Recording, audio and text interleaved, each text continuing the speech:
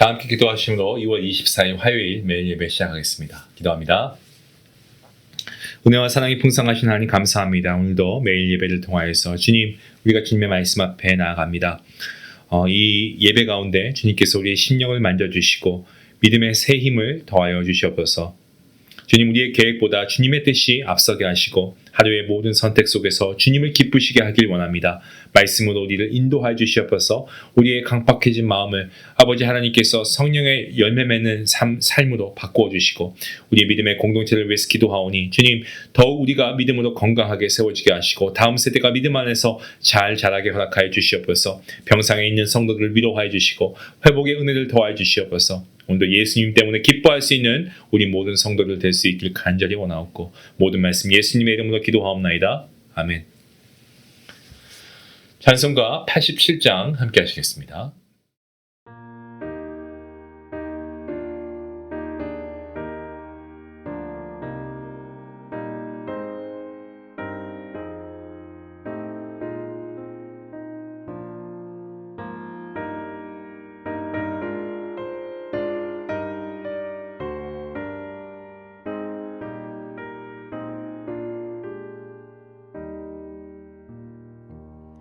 내 주님 입으신 그 옷은 참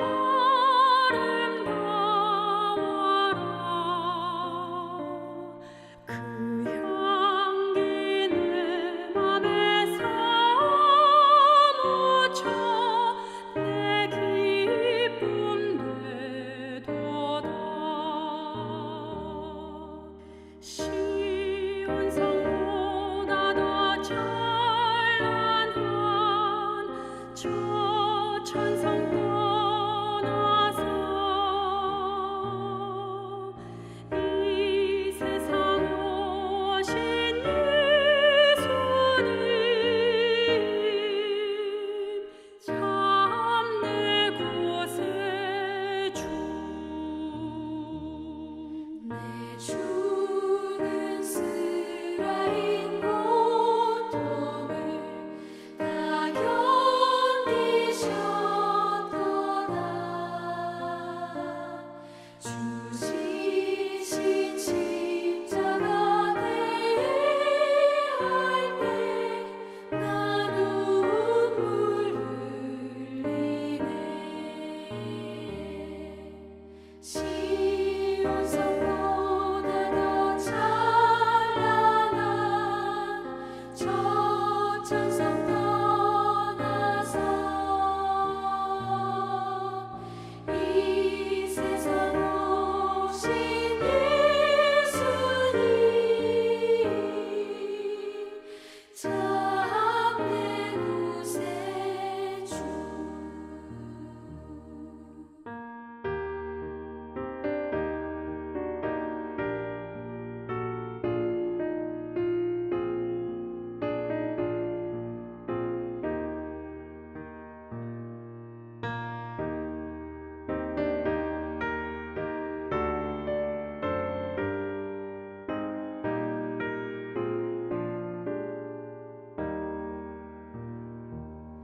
내 주님 입으신 귀한 옷 나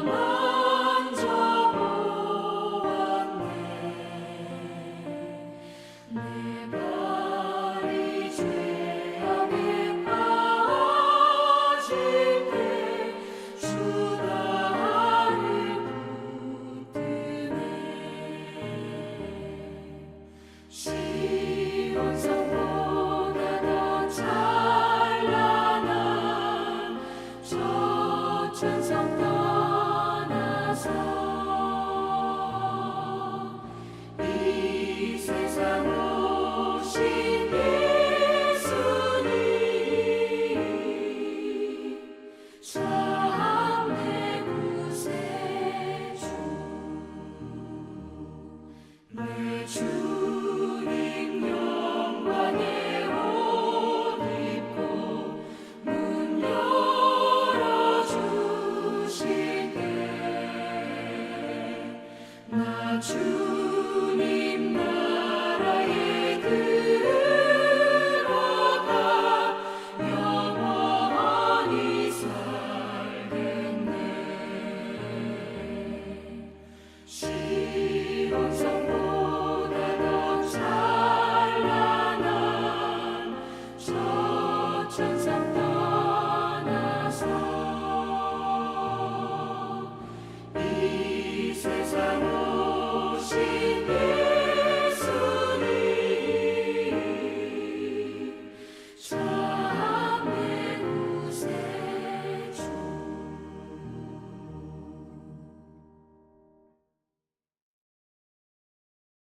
오늘 함께 본 말씀은 마태복음 17장입니다. 1절부터 13절까지의 말씀 함께 읽도록 하겠습니다.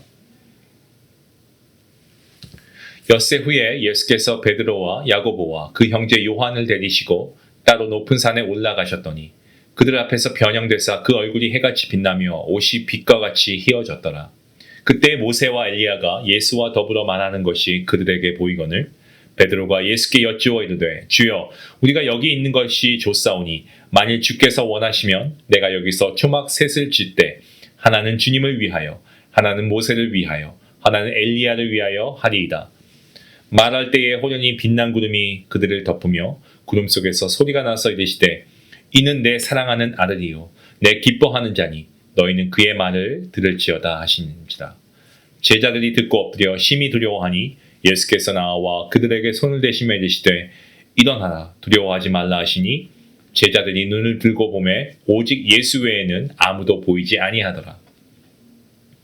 그들이 산에서 내려올 때에 예수께서 명하여 이르시되 인자가 죽은 자 가운데서 살아나기 전에는 본 것을 아무에게도 이르지 말라 하시니 제자들이 물어 이르되 그러면 어찌하여 서기관들이 엘리야가 먼저 와야 하리라 하나이까. 예수께서 대답하여 이르시되 엘리야가 과연 먼저 와서 모든 일을 회복하리라. 내가 너희에게 말하노니 엘리야가 이미 왔을 때 사람들이 알지 못하고 임의로 대우하였도다.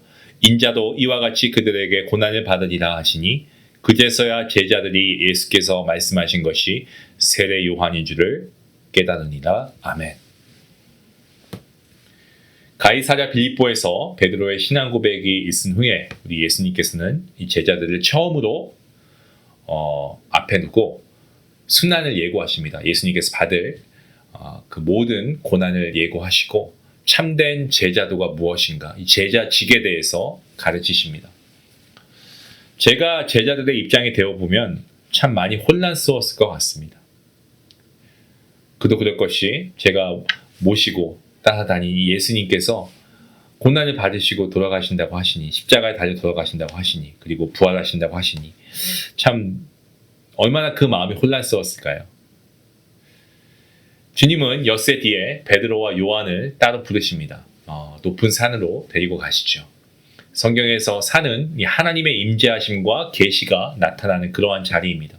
주님께서는 이 세 명의 제자에게 예수님 자신의 참된 어떤 정체성과 그리고 앞으로 걸어가셔야 할 그 길을 더 분명하게 보여주시기 위해서 그리 하셨습니다. 그 산에 올라가셨을 때 예수님께서는 그들 앞에서 영광스럽게 변형되셨죠.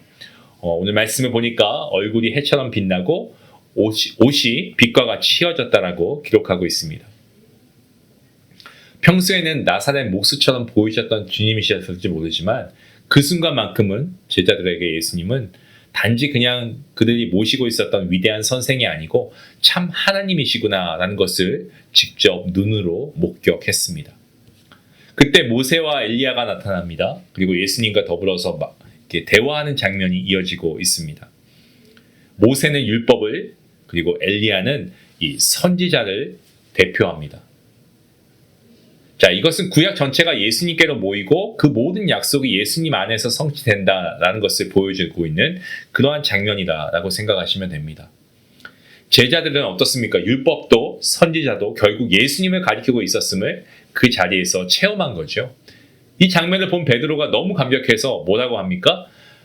주님 여기가 너무 좋사오니 초막 셋을 짓겠습니다라고 말합니다. 하지만 그 말 속에는 십자가의 길을 피하고 영광의 순간에만 머물고 싶은 마음이 이 베드로 속에 잠재되어 있습니다. 십자가 없이 영광만 붙들고 싶어하는 모습. 오늘 저와 여러분의 삶 가운데도 존재하고 있지 않습니까? 주님의 가신 길은 고난을 통해 영광에 이르게 되는 길인데 우리는 종종 고난을 점프하고 건너뛰고 스킵하고 영광만 원할 때가 있습니다. 좀 우리에게는 회개가 되어져야 할 부분이 아닌가 생각합니다. 베드로가 이런 감격에 겨워서 여기에 초막셋을 짓겠습니다라고 하니까 그때 빛난 구름이 그들을 덮으면서 하늘에서 소리가 들립니다. 이는 내 사랑하는 자들이요 내 기뻐하는 자니 너희는 그의 말을 들으라. 예수님의 말씀을 들어야 한다는 거죠. 하나님 아버지께서 예수님이 참된 아들이시고 메시아이다라는 것을 확증하시면서 모세나 엘리야가 아니고 오직 예수님의 말씀에 순종하라고 명령하신 겁니다. 이 음성을 들은 제자들 어떻게 합니까? 두려움 가운데 엎드릴 수밖에 없었습니다. 거룩한 하나님의 임재 앞에서 인간은 자기 자신이 죄인임을 깨닫고 무너질 수밖에 없습니다. 그런데 그때 예수님이 다가오셔서 그들에게 손을 대시고 말씀하십니다. 일어나라. 두려워하지 말라. 하나님의 영광은 우리를 눌러서 죽이기 위한 것이 아닙니다. 하나님의 영광은 우리를 다시 세우시고 일으키시고 그리하여서 우리를 사명의 길로 인도하시기 위한 하나님의 은혜입니다. 제자들이 눈을 들어보니까 모세와 엘리야는 사라지고 예수님만 계십니다. 이것은 분명한 메시지죠. 우리의 신앙의 중심도 이렇게 돼야 됩니다. 사람이 아니고 어떤 전통이 아니고 어떤 경험이 아니고 오직 예수 그리스도 한 분이 되어야 할 줄로 믿습니다. 본문을 보시면 내려오는 길 가운데 예수님은 제자들에게 인자가 죽은 자 가운데서 살아나기 전에는 본 것을 말하지 말라고 하십니다. 영광의 체험은 십자가와 부활을 통해서만 바르게 이해되기 때문에 주님께서 그렇게 말씀하신 겁니다. 그리고 주님께서는 엘리야에 대한 질문을 통해 세례 요한의 사명과 고난을 설명하시면서 주님 자신도 동일하게 순환을 받으신다, 고난을 받으실 것을 깨우쳐 주십니다.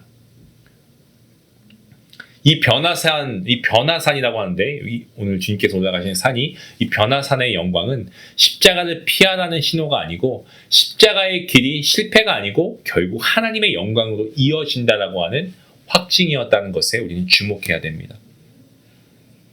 사랑하는 성도 여러분, 주님께서는 오늘도 우리에게 묻습니다. 너희는 나를 누구라고 하느냐?